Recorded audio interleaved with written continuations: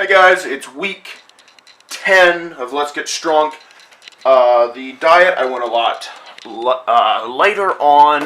Didn't actually do the super strict 200 a day calorie diet, mostly because I didn't need to lose that much weight, but I went down to about 37.5 inches and about 133.5 pounds of weight, so it was successful, so we can continue to build in the weeks to come. One thing that I want to point out is that I noticed something since this whole thing has been more experimentation than sticking to traditional sort of exercise means and dieting means, going something a lot more experimental with like extreme cutting and then building and then extreme cutting and different things like that. One thing that I noticed that I haven't mentioned yet was that through the first week, something that I had a lot of trouble with was actually thinking.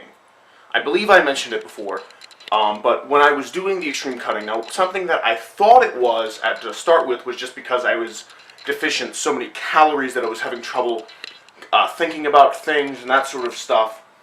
But actually looking into it more and through a bit of experimentation, like with the second time I did a cut where I started eating some boiled eggs and different things like that, what I found out was actually that because the first week diet was basically just straight up a vegan thing. It was just 2 apples a day, and it wasn't I was doing vegan because it's any healthier. Actually, it was just because I was trying to have very, very few calories, and apples just don't have many calories at all, and that was the only reason I was doing that.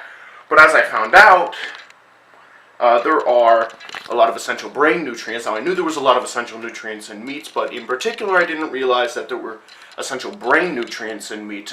Kerosene, creatine, DHA, vitamin D3, and vitamin B12. Right, so because I was deficient those during the first cut week and even somewhat during the next time I did a cut week, one of the major problems I was having not being able to think as clearly and speak as clearly as I normally would be able to speak.